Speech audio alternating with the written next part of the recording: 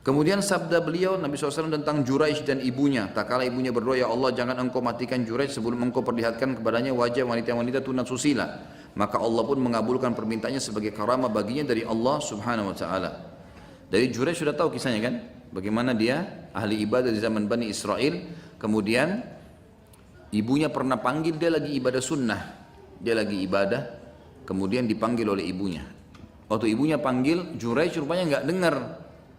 Maka tetap saja dia ibadah.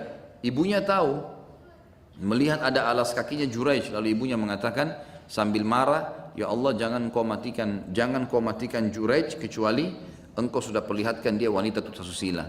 Maka dikabulkan doanya. Ibunya orang salihah, tapi subhanallah buru-buru berdoa kepada Allah. Makanya kata Nabi SAW, jangan kalian doakan diri kalian dan keluarga kalian keburukan, karena bisa saja malaikat lewat dan mengaminkan, gitu kan.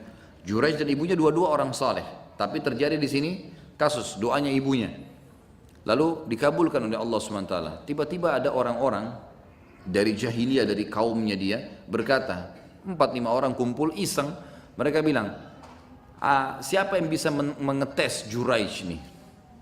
Kita mau tes imannya, benar nggak dia nih? Salah satu mereka bilang, coba kita tes. Yang paling gampang menggoda laki-laki perempuan, cari perempuan. Cari perempuan tunasusila, naudzubillah pezina yang dianggap paling cantik, paling hebat menggoda, paling luar biasa, kata-katanya beracun dan seterusnya. Dipanggil, lalu dia bilang, mereka bilang, bisa nggak kamu goda Juraij? Kalau bisa, kau minta apa saja kami kasih. Kata dia, baik, saya akan goda. Bahkan saya akan buat Juraij berzina dengan saya. Kata mereka, buat. Kalau kau bisa goda sudah bagus, berzina maka kami kasih lebih besar lagi. Datang ke tempat ibadahnya, perempuan ini masuk. Kemudian tiba-tiba saja dia menawarkan diri, dia memperlihatkan anggota tubuhnya, tapi subhanallah Juraij tidak bergerak. Enggak melihat, enggak ajak ngomong dan mengusir orang itu dari tempat ibadah. Perempuan ini sudah ditunggu oleh orang-orang di depan. Yang jahat-jahat ini yang mau kasih harta. Maka dia mau hartanya, dia juga malu. Dia dianggap selama ini cantik, selalu orang mengejar, tidak ada yang nolak kalau mau berzina sama dia, apalagi dikasih gratis. Juraij tidak mau, diusir malah sama Juraij.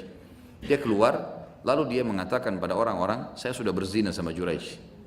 Untuk membuktikan kalau saya sudah berzina, lihat nanti, saya hamil dari Juraij. Lalu dia pun pergi ke gembalaan kambing, perempuan ini kemudian dia berzina dengan penggembala kambing. Akhirnya hamil. Lalu kemudian dia datang ke kaumnya dan dia mengatakan, lihat nih, Juraij yang menghamili saya. Orang-orang ini tokoh-tokoh masyarakat tadi mengatakan, tuh betul Juraij berarti bohong tuh, apalah segala, dihancurin tempat ibadahnya Juraij. Juraij pun diseret, ya sempat dilemparin kotoran segala macam, dipermalukan, gitu kan. Maka Juraij pun sabar, anggap itu sebuah cobaan, dia tidak peduli, dia keluar dari kampungnya. Juraij menunggu sampai perempuan itu melahirkan. Dia dengar berita perempuan itu melahirkan, didatangi sama dia. Orang-orang pada kumpul semua di situ. Lalu Juraij waktu masuk orang ikutin semua. Juraij kemana nih? Ke rumah perempuan itu. Orang pikir Juraij mungkin mau mengakui kalau ini anaknya. Maka Juraij datang dan berkata, dengan izin Allah berbicaralah kamu siapa ayahmu. Dipencet perutnya. Maka bayi itu berbicara mengatakan, ayahku si penggembala kambing. Setelah itu orang-orang kampung akhirnya tahu karena bayi itu bicara. Kalau Juraij yang benar, maka dibangunlah kembali tempat ibadahnya dan seterusnya. Tapi ringkas cerita, ini terjadi karena doa ibunya, ya, doa ibunya.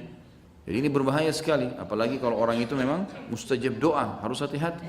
Ya. Dan ketika Juraij dituduh di sini dikatakan bahwa bayi tunasusila itu adalah darah dagingnya, maka Juraij berkata kepada sang bayi, siapa ayahmu yang sebenarnya? Bayi itu menjawab, ayahku adalah si penggembala kambing. Itu hadis riwayat Bukhari.